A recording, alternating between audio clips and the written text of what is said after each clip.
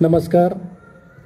कालच्या 20 तारखेला जे विधानसभेचं मतदान झाले त्याच्यामध्ये महाविकास आघाडीचे अधिकृत उमेदवार म्हणून आदरणीय रमेश अप्पांना आपण सगळ्यांनी मिळून भरभरून मतदान दिलं आणि त्या निमित्तानं हा आभाराचा मेळावा या ठिकाणी बोलवलाय.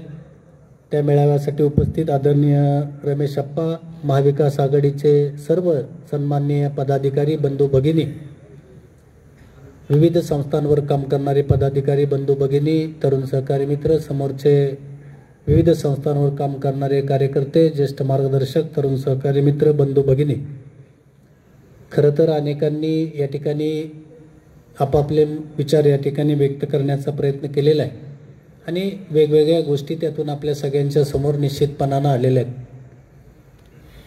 खरं तर आपण सगळे आदरणीय पवारसाहेबांच्या विचारानं, आदरणीय खासदार सुप्रियाताई सुळे यांच्या विचारानं विकासाची राजकारण करणारी सगळी मंडळी आहोत. कुठेही आपल्याला आडवाडवी करा, जिरवाजिरवी करा या गोष्टी कदापि आपल्याला कधी करता आलेल्या नाहीत आणि आदरणीय पवारसाहेबांनी देखील ते शिकवलेले नाहीत. त्यांनी सांगितले की निवडणुकांपुरतं राजकारण आणि इतर वेळी विकासकारण आपण केलं पाहिजे. मी सुरुवातीलाच सगळ्यांचे आभार मानतो की या विभागाच्या खासदार आदरणीय सुप्रियाताई सुळे यांना आपण 26,000पेक्षा जास्तीच्या मताची आघाडी देण्यासाठी मदत केली आणि आदरणीय अप्पांना देखील 1,06,832 एवढी मतं आपण दिली. त्याबद्दल मी मनापासून तुमचं सगळ्यांचं या ठिकाणी आभार मानतो आणि कौतुक करतो. खरं तर लोकसभेची निवडणूक असेल किंवा आप्पांची विधानसभेची निवडणूक असेल, याच्यामध्ये जे जे प्रश्न आपल्या सगळ्यांच्या समोर तालुक्यामध्ये आले, जे जे प्रश्न तालुक्यामध्ये मांडले गेले, ते सगळे प्रश्न आपल्याला बारकाईनं त्याचा अभ्यास करून पुढच्या कालावधीमध्ये मार्गी लावण्यासाठी प्रयत्न करणे अत्यंत गरजेची बाब आहे.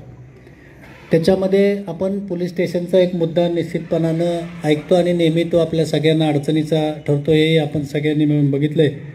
तर त्याच्यात देखील आपण सगळ्यांनी मिळून खंबीरपणानं या सगळ्या गोष्टीला भविष्यामध्ये सगळेजण हातात हात घालून निश्चितपणानं तोंड देऊया.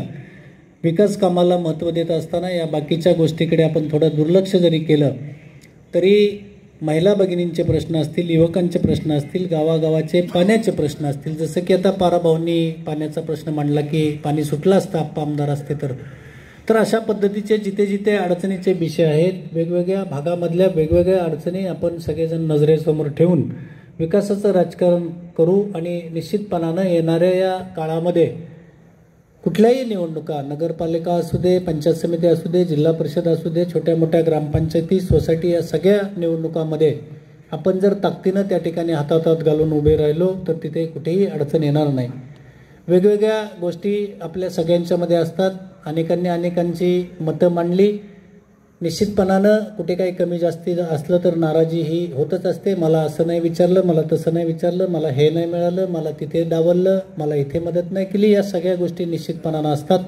आणि या सगळ्या गोष्टी बाजूला ठेवून आपल्या सगळ्यांचं नेतृत्व आदरणीय रमेश अप्पा करतायत. त्यांच्या तोंडून कधीही हे वाक्य आपण मागच्याही कालावधीमध्ये ऐकलेलं मला देखील आठवत नाही.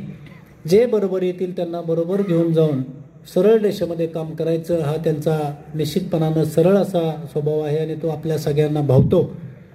अनेकांनी या ठिकाणी वेगवेगळ्या विषयावरती मतं मांडलेली, मी जास्तीचं काही या ठिकाणी बोलणार नाही. थंडी आता सुरू झालेली आहे, आप्पांना देखील या ठिकाणी आपलं विचार व्यक्त करायचे आहेत.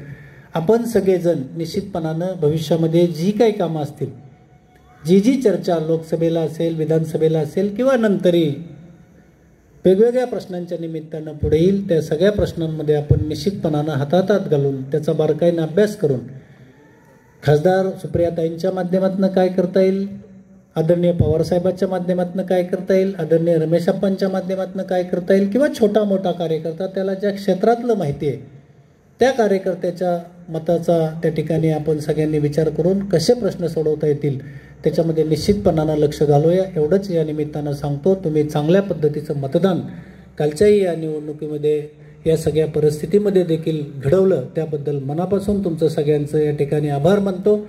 तुषारदादा आणि टीमला देखील मनापासून धन्यवाद देतो की अतिशय कमी वयामध्ये कौतुकास्पद काम त्यांनी देखील सगळ्या टीमला घेऊन केलं. मनापासून त्यांचे देखील आभार या ठिकाणी मानतो आणि पुन्हा एकदा सगळ्यांचे आभार मानून थांबतो. धन्यवाद. जय हिंद, जय महाराष्ट्र, जय महाविकास आघाडी.